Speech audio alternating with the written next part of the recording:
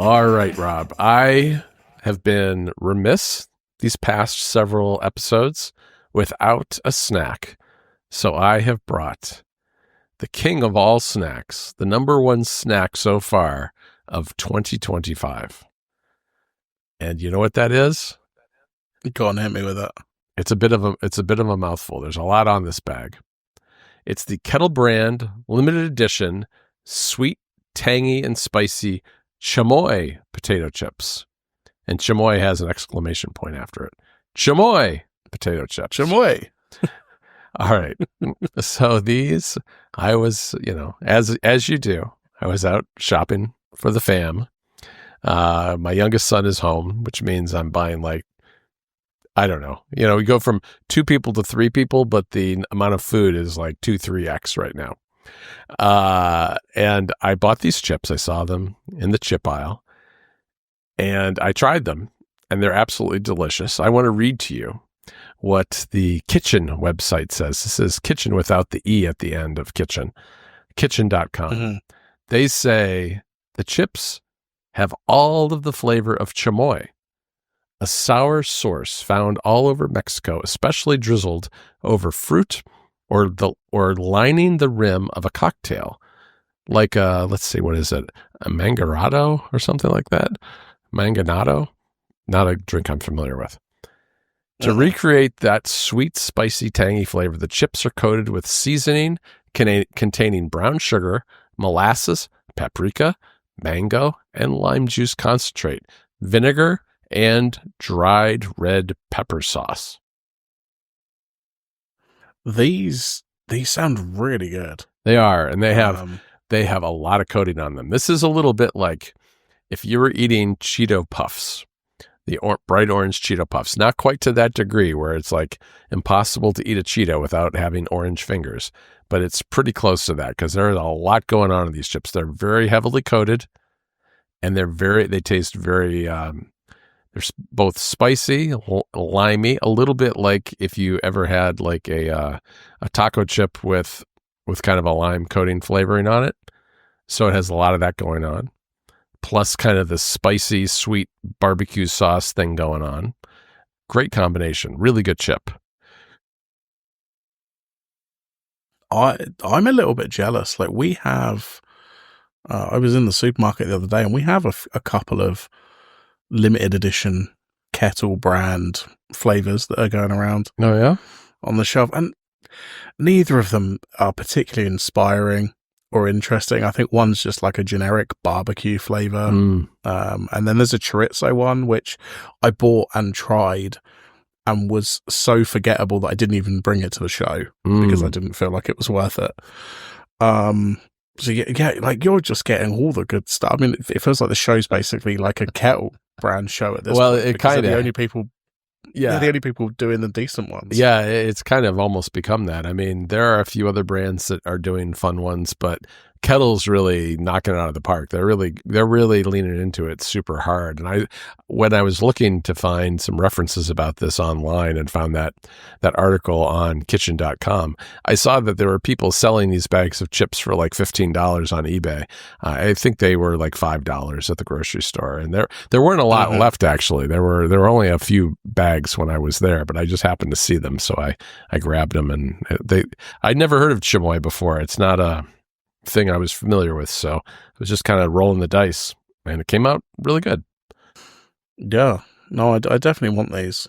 I mean, I'm not gonna import any or anything. Maybe I'll just like write to the Kettle Chip people, and just ask them, just say, please send me some. Yeah, tell them that you've got the world's number one snack podcast, because I wouldn't be surprised if that were true. I mean, it may be true.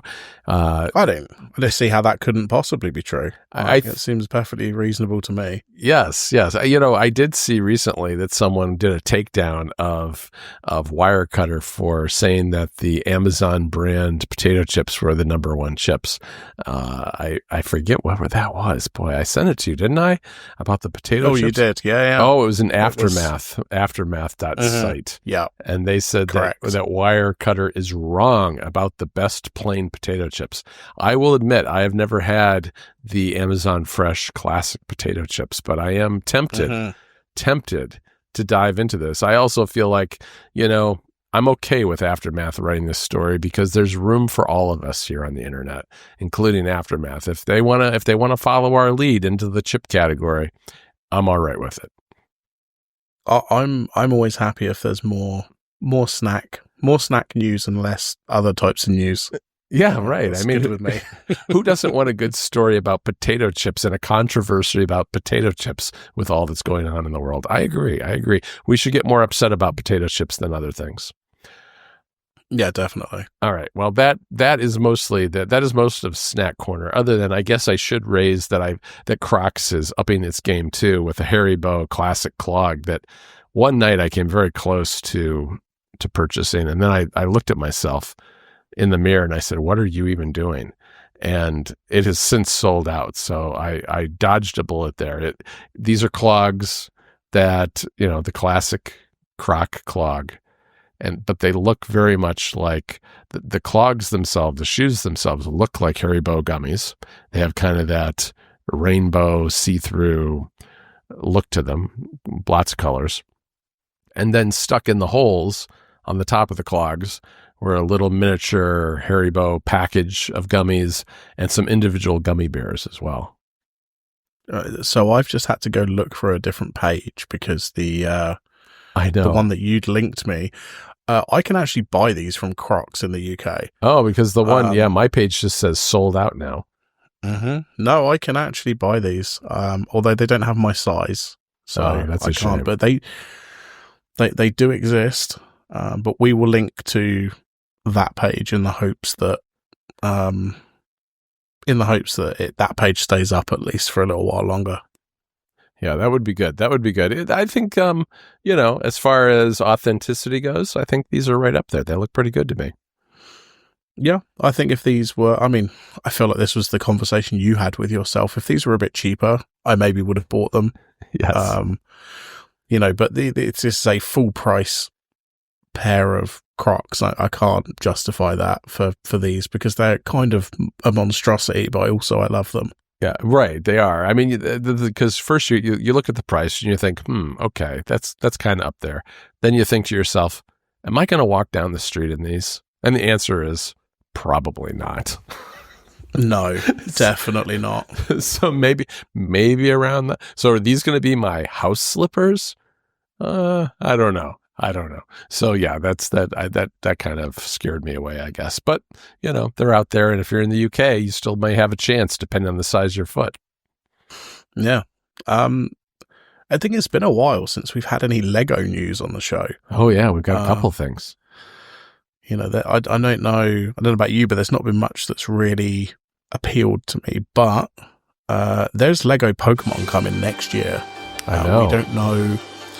We don't know what this is. I think it's reasonable to assume Pikachu, because they're using the Pikachu tail and the Pikachu's electric lightning in the teasers, right? But that's pretty much all we know at this point. Yeah, it's very sketchy so far, but it's something to look forward to in 2026. But even in 2025, we have some video game Lego stuff going on, which is there's going to be a Game Boy Lego set. And from what I understand, it's coming in the fall. It's going to look like the classic DMG Game Boy, and that it's going to be a smaller set, not as many pieces, and, as a result, more affordable, which I may actually pick this one up. Yeah, this might be one. I avoided the NES just because it had the TV with it, and it's a fairly big set, but yeah, I could be tempted by this Game Boy, definitely.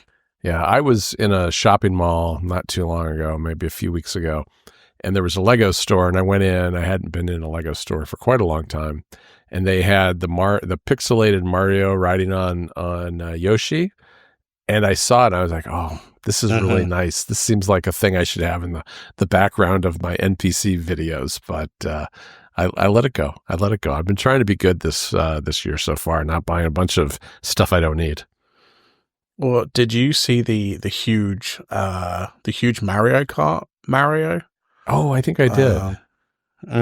Yes, this is £150. It's how many pieces? Nearly 2,000 pieces.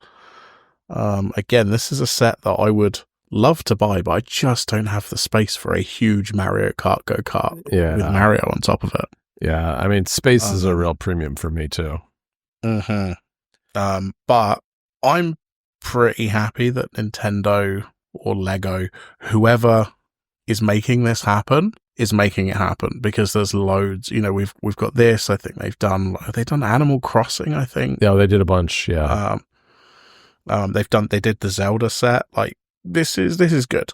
Yeah. It's very good. It's a good combination. And, you know, Nintendo is not bashful about marketing their IP through different kinds of stuff that you can buy. And so this works pretty well, I think.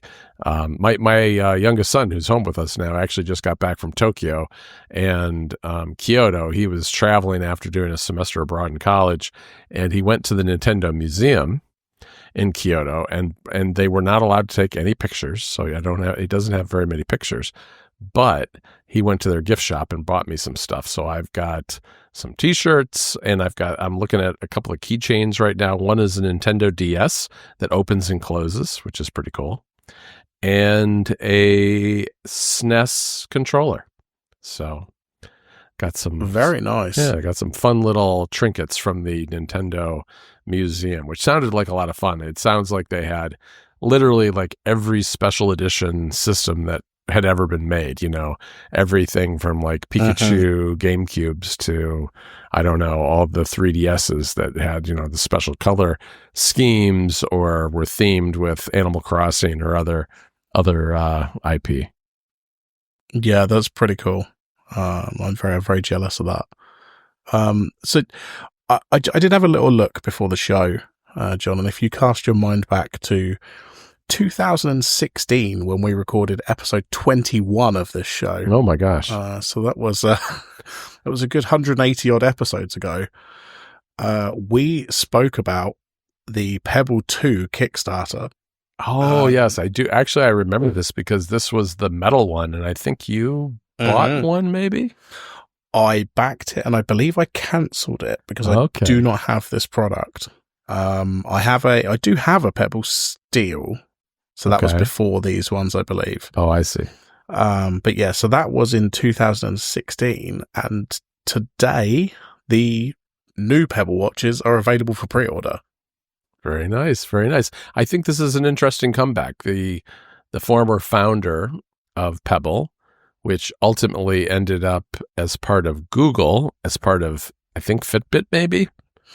They open sourced the operating system for the Pebble, and now the former founder is starting it back up with a fork of that open sourced Pebble OS. Yeah, and he, in the FAQ, you can see it's not a Kickstarter, it's not a crowdfunding thing. He's like, no, I'm paying for this myself. Like, if you order it, you can cancel any time. It's normal pre-orders. I think they say they're shipping this summer. And there's two different models. There's like a black and white one, or black and white e-ink display, and it's then kind of a classic, of like a classic Pebble, I'd say, right? And what I hadn't really considered about this is, like, one of the features is it has 10,000 watch faces and apps, because it works with all the stuff that was already built, presumably including all the stuff that I have on GitHub, that I made years ago. So this is, I haven't ordered one, but I'm very interested to see where this goes. Yeah, no, I think it is interesting, and I think it potentially has some legs in that I think people are really starting to warm up to e-ink in more contexts than just like Kindles. I mean, we've seen like the Books Palma, which is kind of a smartphone form factor reader, but Android device that has been very popular. We're seeing it on other devices as well. I think it has benefits. It obviously has drawbacks in terms of like the refresh rate and the fact that, except for the more recent panels that can be in color, but it's kind of a washed out color, that most often it's black and white or gray and darker gray. It's still it's pretty neat technology. It's something that I have always been really intrigued by, but has never really super stuck with me. I've always wanted something that was more than a Kindle, more than just a reader, basically. Something that was more like an e-ink iPad, which is what some of the book stuff is. Yeah, definitely. But I'm kind of impressed. You know, when he went for, was it a month or two ago that he said he was bringing this Yeah, back? it was recent. And you know, you can give him your money right now, and you know, it says July for the black and white one, and then December for the color one. Which is, you know, if he can pull this off, then amazing. Like that. So I think it's good to have, whether you would consider this quote unquote competition for Apple and the likes of like Google and Samsung. It's just good to have alternatives, even if they are lower spec or less features. Like, it's just nice to have an option to spend $150 and get at least some of those features that people want. Yeah. I mean, if all you really want is notifications and like music control and stuff like that, it's really kind of a nice option, because you're right. It's a lot less expensive. The battery life is amazing because of e-ink. So why not? I mean, I'd be interested to hear whether these panels that they use, these e-ink panels, are off the shelf or some sort of custom thing, because I know, you know, a lot of the readers you see from companies that are smaller, a lot of the Chinese manufacturers, tend to be the same panel with a slightly different body design, because there's very few manufacturers making ink displays. And I wonder what the deal is with these little tiny ones, whether they're something off the shelf or not. I've been kind of like more keyed into this recently because, for instance, a lot of the retro style handheld devices for playing old games, you know, emulating games, tend to be manufactured with repurposed smartphone screens that are off-the-shelf components that are typically used by smaller phone manufacturers and then also sold to some of these game handheld makers. Yeah. Well, it's fun time. Like I say, 2016 we spoke about this last, which is just kind of funny that here we are, like 8 years later, 9 years later, nearly. It's talking about the same comeback. thing. Yeah, definitely. So I'm not sure if you saw this blog post, but I had a pretty lucky find today. Oh, I didn't. I did not see this. I've not been on the socials very much today. So let me. I mean, obviously, we've spoken about it here. Like, I've started to purchase more pens, notebooks, that kind of thing. And a couple of weeks ago, I purchased a few fountain pens. One in particular is a Lamy All-Star. I think it's Lamy or Lamy. I don't know how you say it. Mm-hmm. I've had their pens before, by the way. I was a pen guy to a degree way back when, but not a long time. Yeah.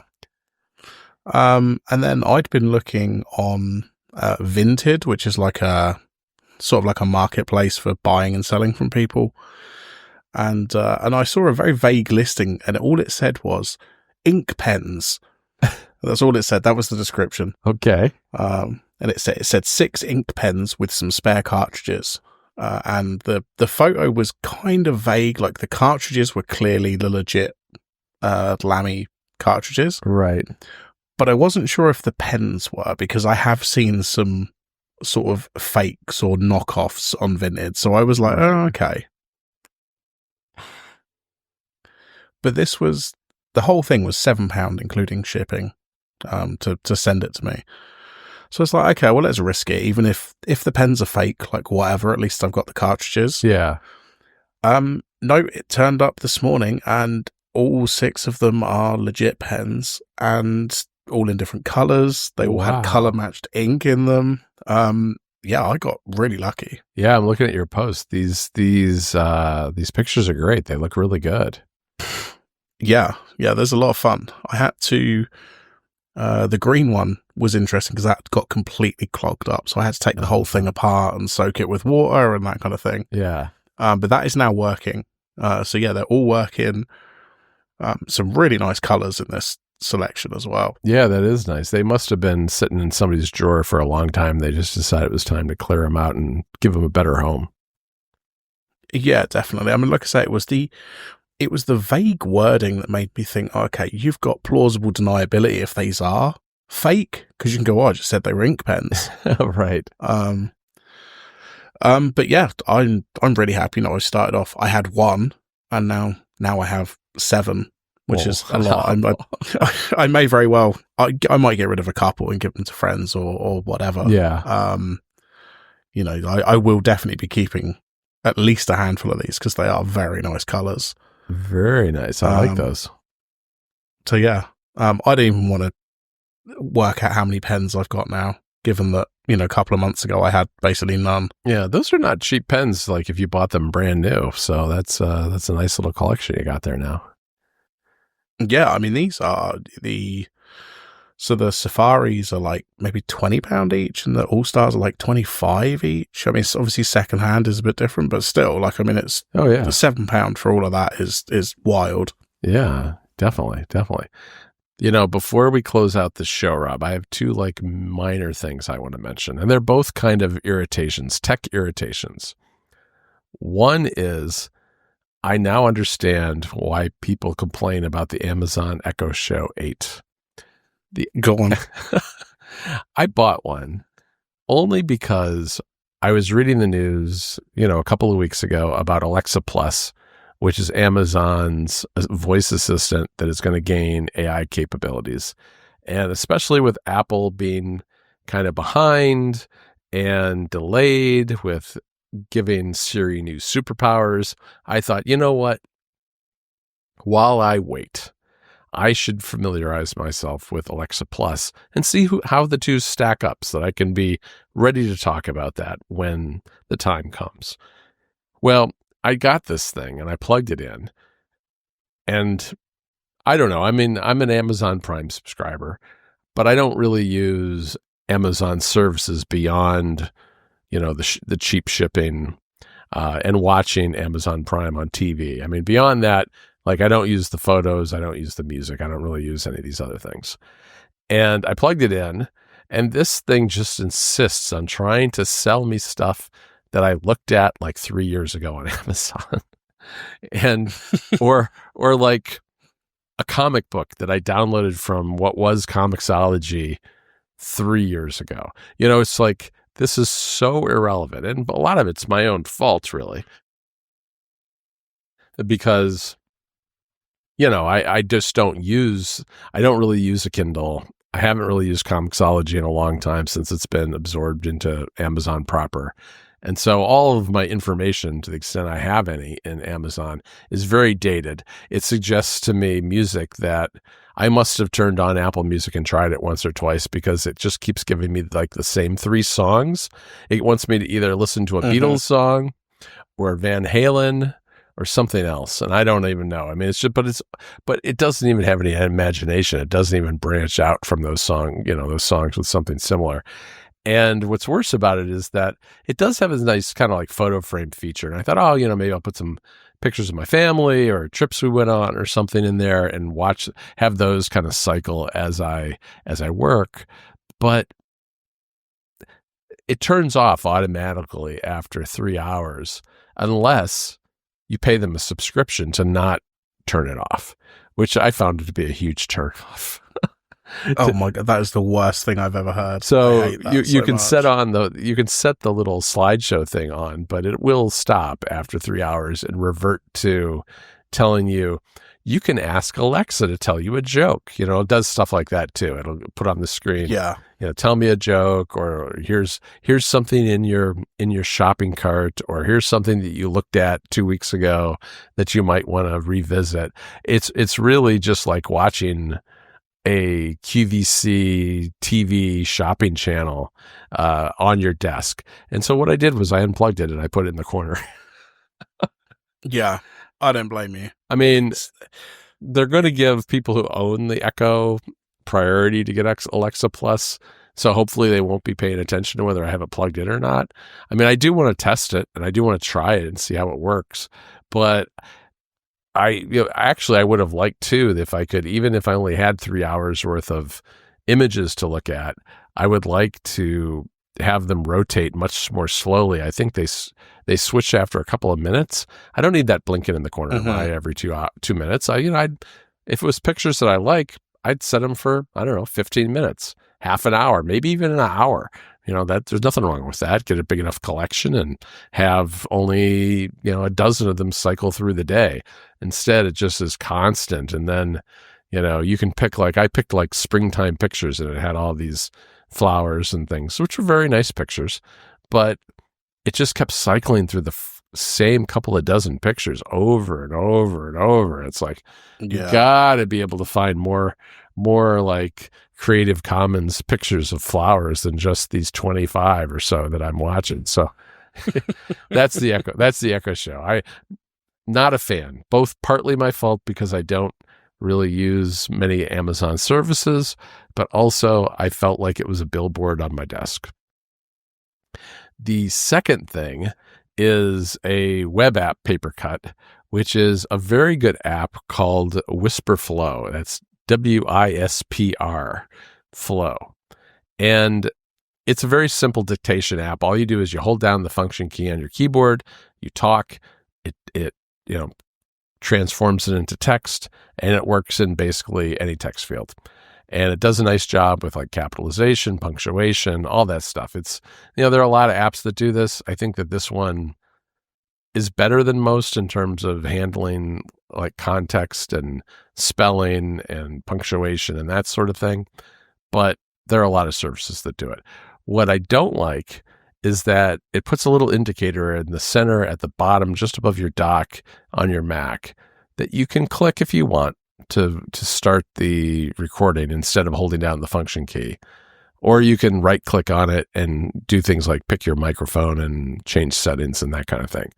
The problem that I realized was that this little indicator, which looks a little bit like one of those pull handles on iOS, is actually an indicator that is sitting on top of an entire full screen window on your Mac.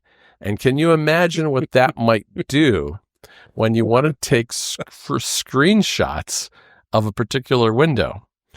I invoke the Windows screenshot shortcut, and all it wants to do is take a full screen screenshot. And the problem is that full screen screenshot that it wants to take is empty except for the indicator at the bottom. Yeah. And wow. Yeah, it's pretty rough. And I just retried it, and it looks like maybe they updated this in the background, and maybe it's not doing it anymore, because now when I do it, it's very funny. I complained via feedback, which is something I don't do very often, but I was like, this is a very hacky thing, right? I was like, you should not be putting a transparent window over my entire Mac. That's just wrong. And so I complained about it. And now when I approach the indicator, it looks like their window only surrounds maybe I don't know. It's a much smaller window. It's pretty tiny compared. So now I can actually select my dock or an individual window without any problem. But if I get near the indicator, I get, what is maybe a tenth or less of my entire screen that it wants to take a picture of. So I kudos to them if they fixed it that quickly, I will say. But it's pretty bad. Somebody thought that was a really good solution. It's clever. I'll give them that. It's just not a good idea though, right? Actually, I just tried it again, and now it's problematic again. I think what's happened, there's something going on that there's a focus issue happening here because of the window that they've created overlaying all this. And so if I want to take a Windows screenshot now, I have to quit the app from the menu bar app and take my screenshots, which, that's productivity right there.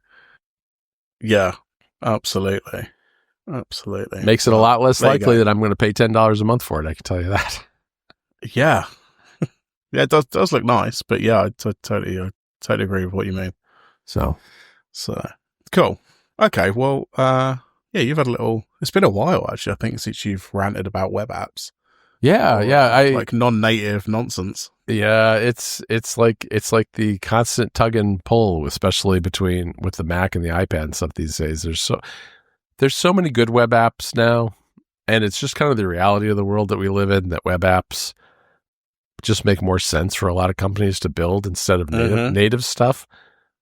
But but as a result, you do end up with kind of these weird hacky things because these apps don't have the same hooks into the system that a native app would.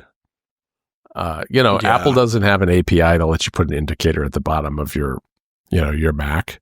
But you can do it if you create a giant weird Electron window. I don't even know what it is. But all right. Well, let's leave it there for this week. All right. I'll talk to you in a couple of weeks, Rob. Yeah, I'll speak to you soon. Free audio post-production by alphonic.com.